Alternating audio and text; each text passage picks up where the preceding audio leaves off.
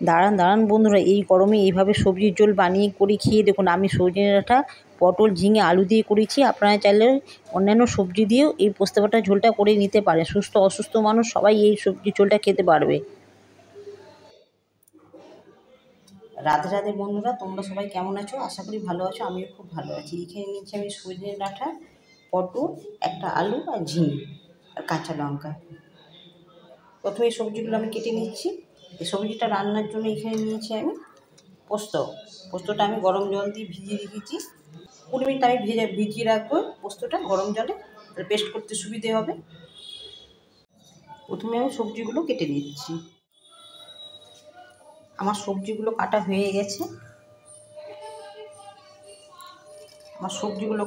গেছে। পটলটা এরকম মাঝে ফাঁক করে এরকম ডুমো ডুমো করে কেটে নিয়েছি। ঝিঙেটাও তাই। সবজিগুলো খুব বড় রাখিনি, 3 আঙুল মতো আমি রেখেছি। আর এখানে আলুটা আমি সেদ্ধ করে নিয়েছি। এটা আমার গরম হয়ে গেছে। আমি দিয়ে দিচ্ছি সর্ষের তেল।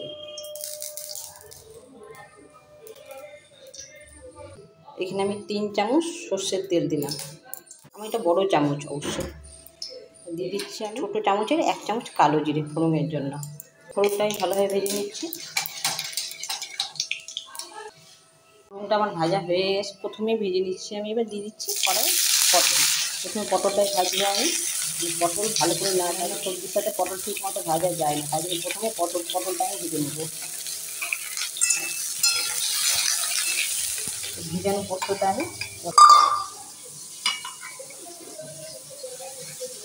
এতটা অবশ্য পোস্ত লাগবে না আমার তরকারিতে। আমি একটু বেশি করে পোস্ত পেস্ট করে রাখবো, আর অন্য রান্নাটা হয়ে যাবে। আমার পটলটা ভাজা হয়ে গেছে। এবার আমি দিয়ে দিচ্ছি সজনে ডাঁটা। পটলের সাথে এবার আমি সজনে ডাঁটাটা ভেজে নেব লাল করে।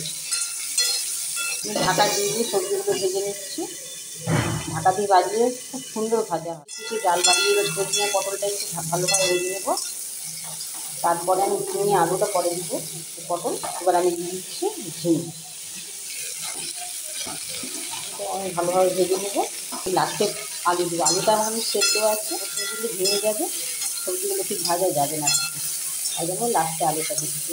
সবজিটা যতক্ষণ ভাজা হচ্ছে তখন পোস্তটা পেস্ট করে নিচ্ছি। ঢাকাটা তুলে নিচ্ছি। 5 মিনিট পরে ঝিঙে থেকে কতটা জল ছেড়ে যাচ্ছে, এই জলটা আমি কষে নেব। জলটা না কষলে সবজিটা ভালো করে ভাজা যাবে না।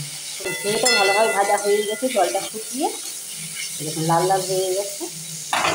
এবার আমি দিয়ে দিচ্ছি আলু। সেদ্ধ করা আলু দেবে আমি দিয়ে দিচ্ছি। তারপরে দিয়ে দিচ্ছি কাঁচা লঙ্কা। আলুটা ভেজে নেবো সবজির সাথে ভালোভাবে। একটু অল্প তেলে এটা করবো, রান্না গরমে বেশি তেল খাওয়া যাবে না। আর এটা আমার সবজি একটু ঝোল ঝোলই করবো, মানে পেশেন্ট যেন খেতে পারে এরকম একটা রান্না। আলুগুলো আমি একটু করে কেটে নিচ্ছি খুন্তি দিয়ে। বড়ো সাইজ আছে একটু ছোটো করে নিলাম।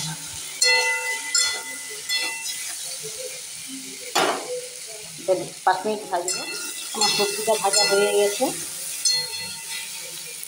এবার দিয়ে দিচ্ছি 1 চামচ চিনি, ছোটো চামচে 1/2 চামচ লবণ, হলুদ দিয়ে আমি ভালোভাবে কষে নেব। লবণ হলুদ চিনি দিয়ে করতে খুব সুন্দর, মানে সবজির ভেতরে সব চলে যায়। পোস্তটা পেস্ট করা হয়ে গেছে। এবার পোস্তটা দিয়ে দিচ্ছি 1 চামচ, 2 চামচ, আর দিচ্ছি পোস্ত বাটি ধোয়া জলটা।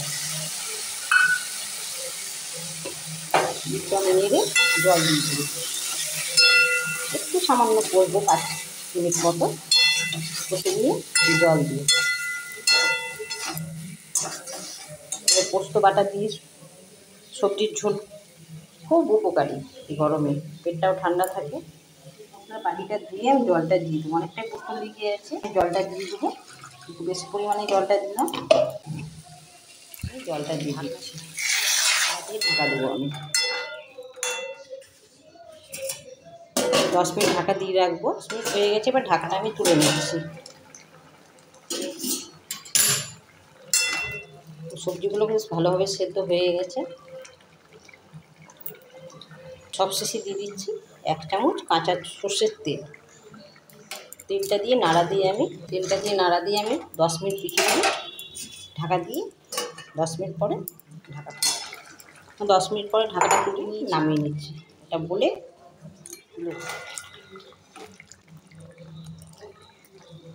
আজকে রান্নাটা ভালো লাগলে বন্ধুরা লাইক করবেন, শেয়ার করবেন, সাবস্ক্রাইব করতে ভুলবেন না চ্যানেলটিকে।